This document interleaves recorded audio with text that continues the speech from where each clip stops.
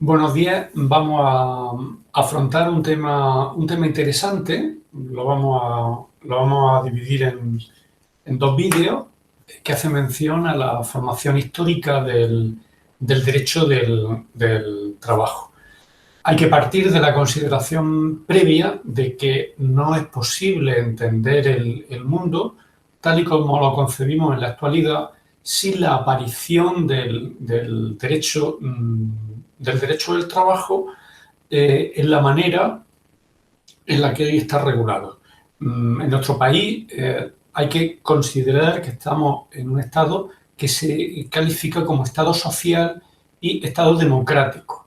Ambos elementos están estrechamente relacionados con el derecho, con el contenido del derecho del trabajo, y hay una estrechísima relación entre los derechos que han sido reconocidos a los trabajadores y el modelo de Estado. Es inconcebible pensar que si existiera una regulación que fuese muy diferente a la que hoy existe sobre las relaciones laborales, el mundo seguramente tendría unas características muy diferentes. Por eso, aunque indagar un poco en el pasado reciente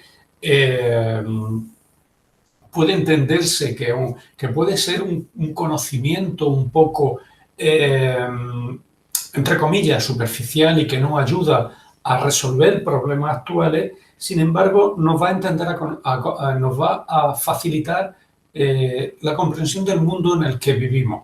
Y por otra parte, también nos va a ayudar a conocer mucho mejor por qué se regulan las normas laborales en la manera en que lo están y cuál es el sentido. Había que comenzar indicando que es un conjunto normativo, el derecho del trabajo, que surge con la regulación, con la revolución industrial, y se asocia a la generalización del trabajo libre y por cuenta ajena. Básicamente ofrece respuesta a los problemas jurídicos y sociales que se identifican con la cuestión social. El derecho del trabajo surge de un conflicto, el conflicto que existe entre los empresarios, que eran los dueños de los medios de producción, y los trabajadores.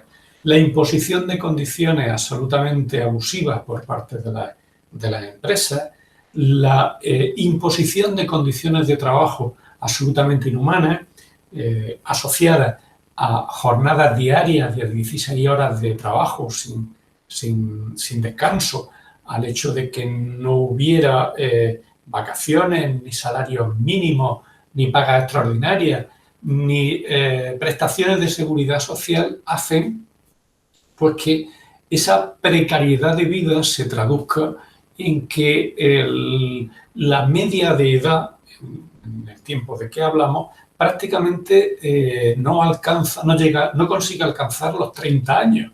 De ahí se puede entender con claridad, con clarividencia, la dureza de las condiciones de vida que se asociaban a una relación de trabajo en la que se considera al trabajador como un objeto, como una mercancía en la cual pues simplemente se está intercambiando trabajo por dinero. La necesidad hace que surja el derecho del trabajo para regular una serie de derechos mínimos que van a facilitar pues que la sociedad crezca en muchos sentidos, que vamos a ver a continuación. El punto de partida histórico se asocia con la aparición de una nueva clase social, que es la burguesía, y la enorme cortapisa para el desarrollo que implica la monarquía absoluta y el sistema feudal imperante en toda Europa. Se empieza a ver la necesidad de que exista una manera diferente a gobernar los países, distinta a la imposición de la voluntad de una única persona y sin que existan reglas que sean aplicables a todos, por las cuales se pueda regir la convivencia. Téngase presente que en el feudalismo el sistema que pervive se asocia a la fuerza. Yo tengo poder, tengo capacidad para defender un determinado territorio porque tengo una fuerza militar que permite que dentro de mi territorio esa fuerza militar mantenga el orden. Pero eso no implica que exista una sociedad normativizada en la que existan reglas para todo.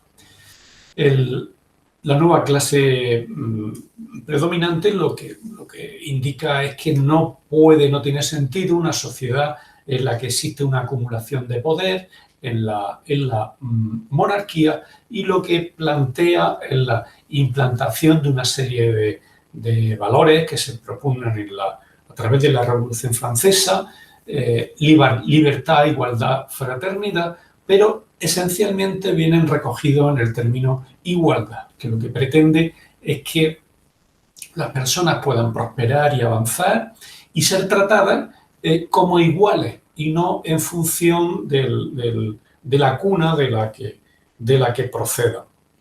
A partir de ahí aparece pues, el racionalismo frente a la fuerza característica del sistema feudal, y lo que surge, pues la necesidad de que los conflictos sociales, de que la convivencia se regule a través de normas.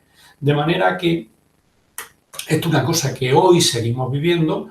Cuanto más avanzadas sean las normas, obviamente la posibilidad de resolver conflictos será más avanzada y la sociedad será mucho más avanzada y más próspera, entre otras cosas porque esas normas sean más avanzadas y sean más justas, evidentemente. El momento clave que se produce para poder, bueno, una de las cuestiones clave que permiten ese desarrollo tienen que ver con la codificación. ¿La codificación qué significa? Se trata de aunar las diferentes normas dispersas que existen en el Estado y que se aplican sin un criterio uniforme. Se trata de que se unifiquen para que haya un modelo jurídico que sea aplicable a todos. En nuestro país teníamos como referencia pasada el derecho romano, pero no había un sistema que aplicara de forma independiente las normas, y la codificación va a facilitar que se reúnan en código cada una de las parcelas necesarias para el desenvolvimiento de la vida social. Habría que preguntarse cuál sería el primer código que aparece. Pensemos, ¿cuál puede ser qué tipo de normas son las que primero pueden ordenar la convivencia? Pues obviamente lo primero a que se da lugar es al Código Penal. ¿Por qué? Porque va a ser el que va a reaccionar con una reacción que impone el Estado frente a aquellos comportamientos asociales que pongan en riesgo la convivencia. Es decir, alguien no puede decidir matar al vecino sin más.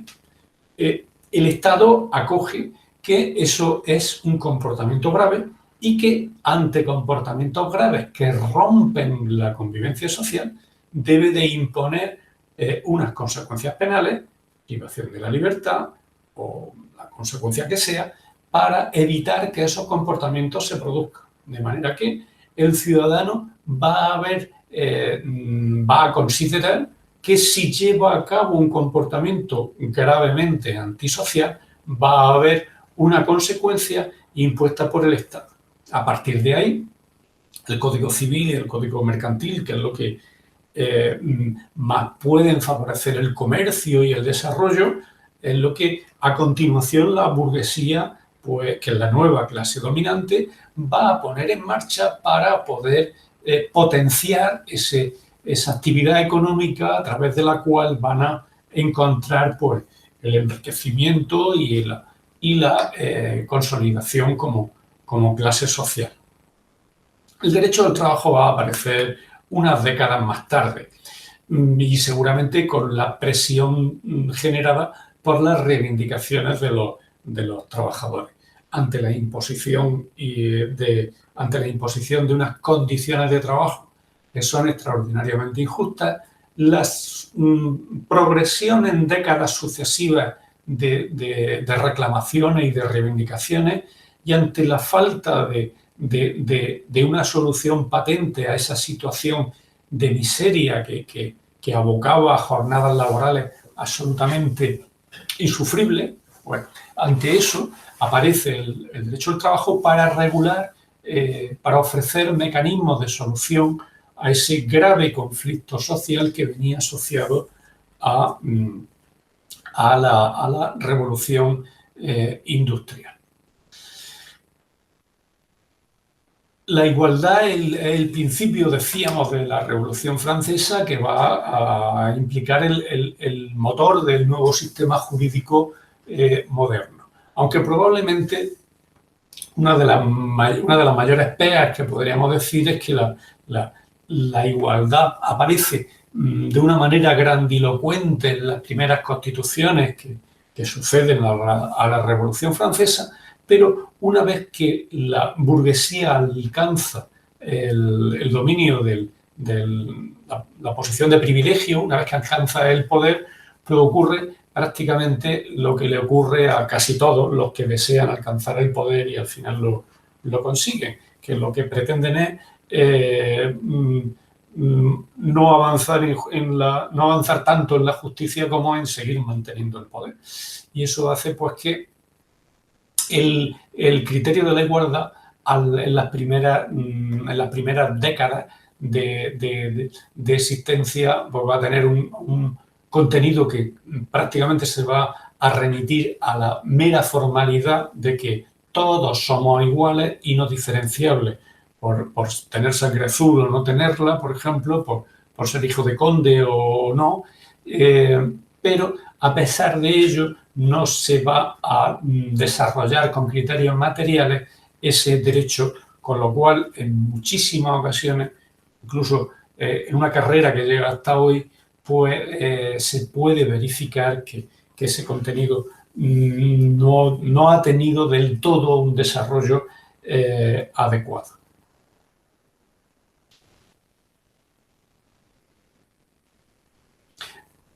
En cuanto al nuevo modelo jurídico, al nuevo modelo productivo que se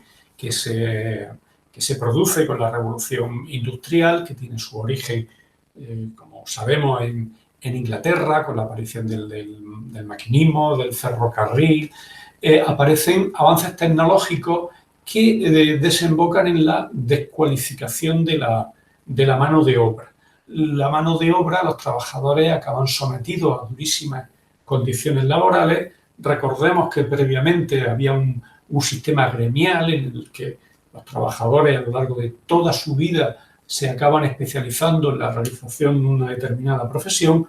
Con la revolución industrial, en cierto modo, se produce una involución en el sentido de que los trabajadores lo que van a realizar en una especie de tarea de apoyo a las máquinas es una actividad monótona, extraordinariamente dura, y en la que los dueños de los medios de producción van a imponer unos sistemas durísimos a los trabajadores, buscando la minimización de costes, es decir, salarios muy reducidos, el prolongar jornadas laborales al objeto pues, de obtener el máximo beneficio a través de jornadas extenuantes y técnicas de trabajo que se basan pues, en la realización de una actividad muy prolongada en el tiempo.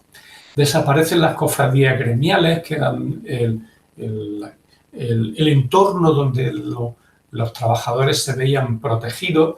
En ese contexto, si un trabajador, pensemos que un carpintero tenía una lesión grave porque se había cortado una mano, porque se había cortado varios dedos de una mano, tenía la protección del gremio para que él, tanto él como su familia, pudieran subsistir. Esa protección, ese medio que tiene el trabajador para protegerse, desaparece. De repente, pues,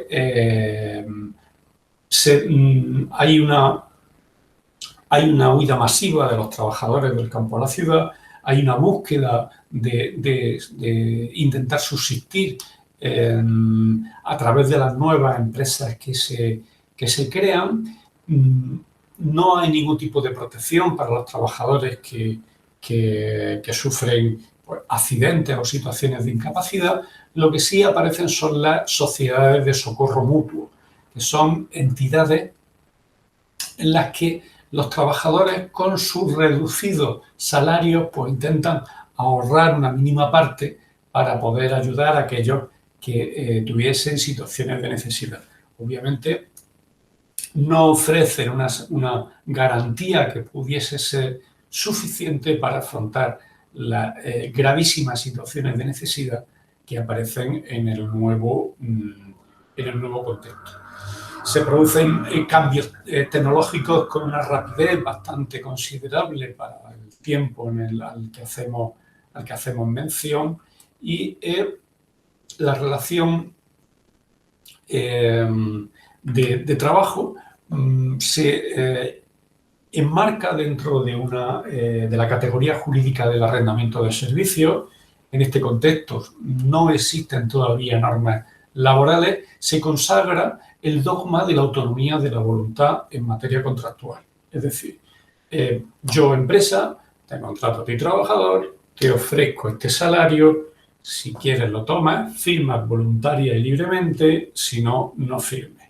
Obviamente, ante la gran cantidad de trabajadores que necesitaban en muchas ocasiones, pues simplemente trabajar prácticamente para comer y muy poco más, pues en esa situación se aceptaban las condiciones que impusieran las empresas, porque no había nada que pudiera modular esa libertad de pacto a que se acogían los empresarios para delimitar las obligaciones de trabajadores y empresarios dentro de este contexto.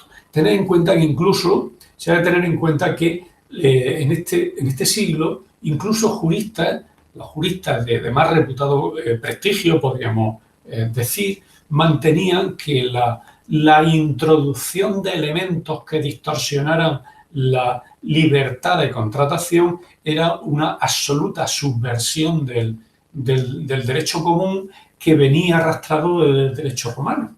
Era como romper las tablas de la ley, digamos. Era algo absolutamente inconcebible. No obstante, la tozuda realidad, a lo largo de décadas y después del sufrimiento de muchísimas generaciones de trabajadores, pues generan la necesidad de crear un nuevo cuerpo normativo que los proteja frente a esa situación de desigualdad que se deriva de que el que ofrece servicios sea dueño de los medios de producción y no haya ninguna regla que equilibre esa situación del nivel. La norma que se aplicaba en ese contexto era el artículo, el Código Civil en su artículo 1544, cuando regula el arrendamiento de obras o de servicios, simplemente contempla pues, que una de las partes se obliga a ejecutar una obra o a prestar un servicio a cambio de un precio cierto. Es decir, eso llevado a la relación laboral, pues lo que lleva es a una mercantilización de la mano de obra si no existen reglas que puedan en un momento dado pues limitar esa disparidad de fuerza que hay entre trabajador y empresa. De esa situación surge la denominada cuestión social, que provoca el levantamiento de la clase obrera, los movimientos internacionales que reclaman en el último tercio, especialmente en el último tercio del siglo XIX, que reclaman una mejora generalizada de las condiciones laborales y una regulación específica de las mismas. La primera reacción que tiene la clase dominante, que es la clase que domina el poder, la burguesía, es negar el problema. De hecho, en los primeros códigos penales, la huelga, las manifestaciones traducidas en huelga, incluso son consideradas como delito, ¿no? Y hasta ese punto llega el posicionamiento de la burguesía cuando ocupa el poder, persiguiendo actividades que se pudieran considerar reivindicativas. No obstante, poco a poco pues, se van introduciendo medidas que permiten, a través sobre todo de la persistente reclamación de los trabajadores, permiten pues, generar que se inicie una regulación de las normas del trabajo, especialmente en un primer momento en los países más avanzados como en el Reino Unido. En ese momento, durante el siglo XIX, aunque ya habíamos dicho pues, que lo que se propugnaba era un sistema de igualdad, pues en realidad ese sistema de igualdad no acabó de materializarse, porque en un primer momento lo que había un sistema de democracia censitario en el que no todos podían votar, con lo cual no se podía pensar en que hubiese una representación en los sistemas de gobierno de las partes más desfavorecidas, la clase obrera, sino que precisamente esa clase obrera, a través de sus reivindicaciones, seguía siendo vista desde una perspectiva criminalizada. De hecho, es curioso recordar, aunque obviamente, aunque no sea necesario memorizar este elemento, sí es muy llamativo considerar que en el Código Penal de 1848, en nuestro país, se consideraba delito la huelga bajo una fórmula curiosa. Decía: los que se coligaren con el fin de encarecer o abaratar abusivamente el precio del trabajo, pues serán castigados con las penas de etcétera. ¿Eso qué significa? ¿Qué significa coligarse con el fin de abaratar abusivamente el precio del trabajo? Pues se trata de que si los trabajadores lo que pretenden es coaligarse para reclamar subidas salariales, al final eso lo que provocará será una subida supuestamente artificial del precio del producto final, con lo cual de alguna manera se está atentando contra la sacrosanta libertad de mercado. No obstante, conforme avanza el siglo, por nuestro país, en la Constitución del año 1869 por fin aparece pues, la posibilidad de asociarse. Si bien, de alguna manera, ya en este año se aprueba el sufragio universal y si bien la posibilidad de asociarse se vincula a aquellos fines que no sean contrarios a la moral pública. Obviamente, en esos años no coincide con la moral pública dominante la posibilidad de asociarse para hacer huelga, con lo cual podemos considerar todavía descartada la opción de que los sindicatos puedan surgir. Pocos años después, en la Constitución del año 1876, esa posibilidad de asociarse se amplía un poquito para los fines de la vida humana. Y ahí van a encontrar los sindicatos el recoveco suficiente, con la posterior ley de asociaciones, para poder inscribirse como una asociación lícita para defender los derechos de los trabajadores. La ley de asociaciones indica, la de 1887, que el derecho de libre ejercicio a asociarse para fines religiosos, políticos, científicos, benéficos, de recreo y de cualquier otro tipo que no persiguiera como fin único y exclusivo el lucro o la ganancia. Aquí ya sí se permite entrar, aunque con calzador, la posibilidad de que se legalice algún sindicato. Eso no obsta a que la huelga va a seguir considerándose ilícita hasta el siglo hasta el comienzo del siglo posterior. Así tiene entrada la creación del primer sindicato que se permite constituirse, que es la Unión General de Trabajadores, en el año 1888. Hay que ver que resulta significativo y llamativo que en ese momento ya existían otros sindicatos de corte muchísimo más radical, como es la CNT, radical y subversivo. Lo que planteaban era directamente eliminar el poder estatal, que se suponía que era el foco de la represión, y por tanto ese sindicato, que era más beligerante con las formas de gobierno, pues no se permite su legalización hasta 2 décadas más tarde, en el año 1910.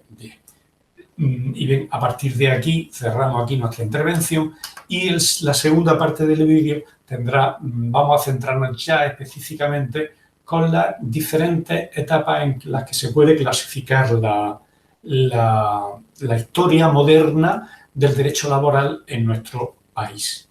Muchas gracias.